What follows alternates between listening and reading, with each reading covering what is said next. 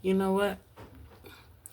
I've been these kids, man, and that's not something that you'll find me really trying to talk about.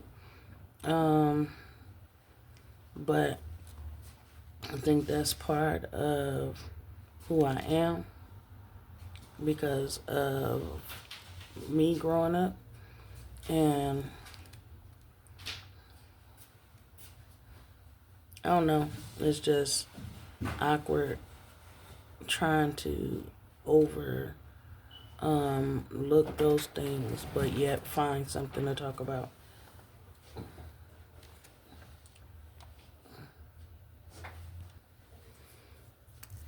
Hmm. Okay. When I was younger, I guess we'll call it story time. Story time one. Because I'm not trying to be on here that long, right? So, when I was younger, I believe I had the best dad, right? He worked on the railroads. Now, I'm 52. And I've been part of the foster system. I've been part of being on the run. I'm like one of those comma kind of people. Uh, so 9. Now my mom. She had a substance abuse, but that's neither here nor there yet. Apart and like before I was born, I heard about how amazing my mom was, right? And then I was always told how awesome my dad was. So I was a daddy's girl. My dad, like when I was in elementary, his his house, he had got a house right across the street from my school. So I could literally leave school and go directly across the street to my dad. And me and my dad had date days and stuff like that. It wasn't until like 9 years old they were sending my dad to New York.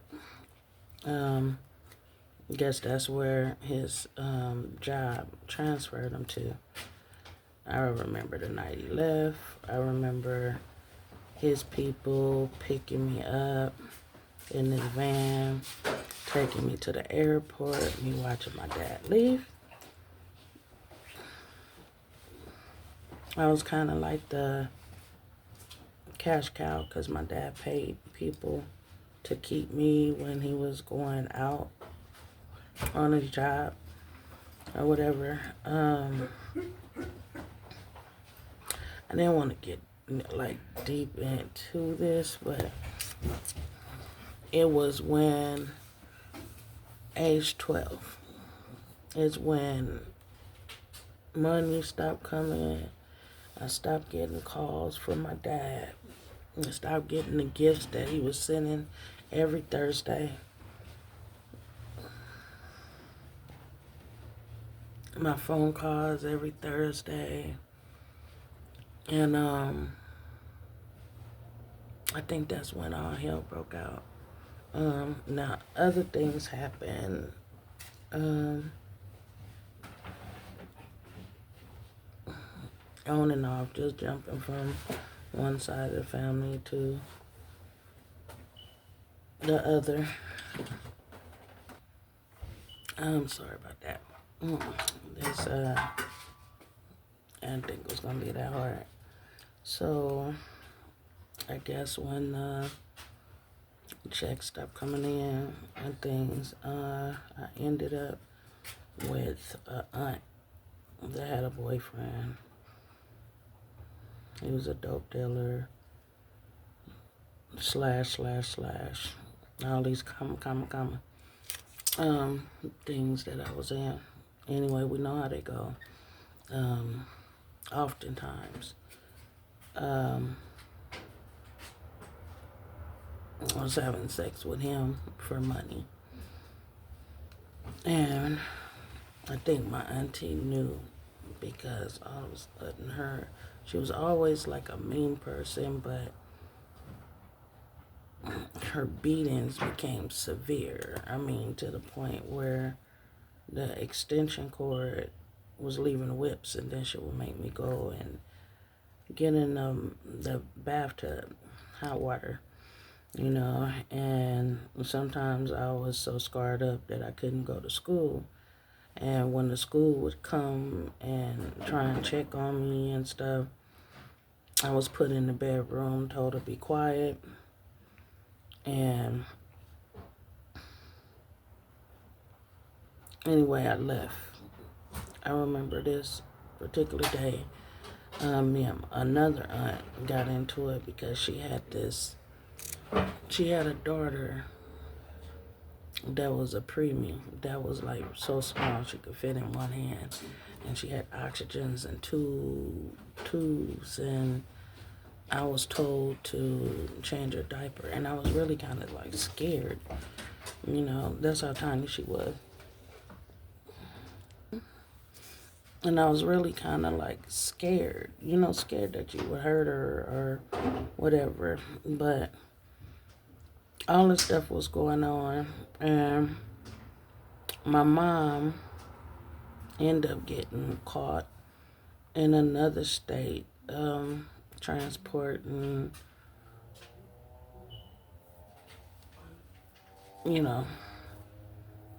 stuff. Because there's so many things that you can't say on YouTube. So I'm going to just say indulgence.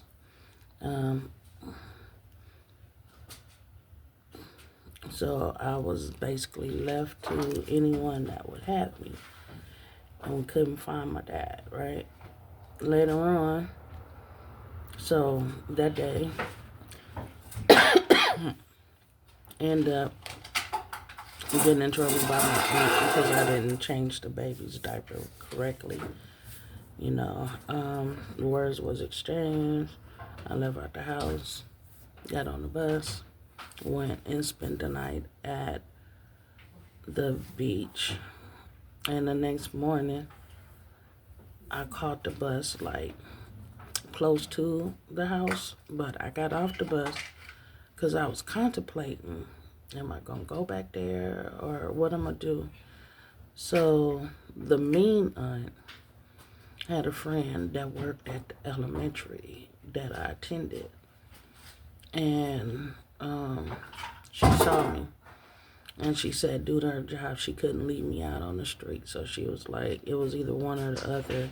Either she was going to take me back to my family, or I had to go to the police station. I chose the police station. So, of course, the police station, first thing they did was took me back to my family to try to get their side or whatever. And it was one of them decisions like, okay, do we leave her? Do you want to, stay here with them, or do you want to go? I want to go. Take me. So the first place I went was McLaren Hall. That's closed down nowadays, mind you.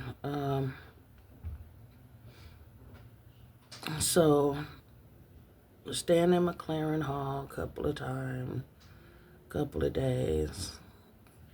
I was already angry, so I got in a couple of fights. I ended up in this room called the R&R room, which is a little matchbox room, and it's like, I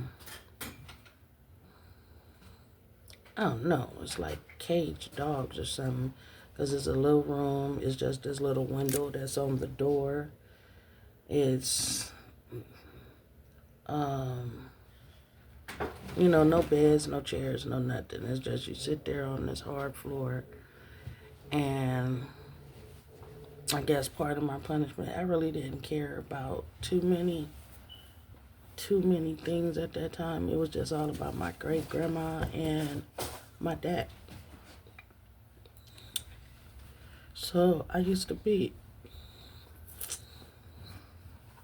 trying to go somewhere with this stuff because I'm trying to open up the lines of communication where I understand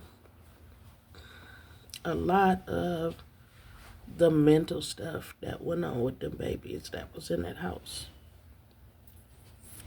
for 4 years. That isolation, that mind,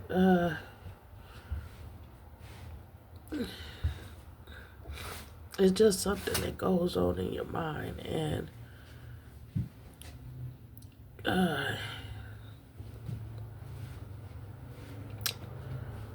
whew, man,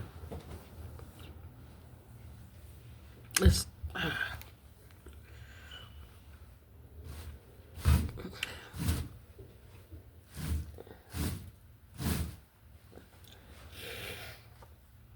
okay. So anyway, got past that. Oh my gosh.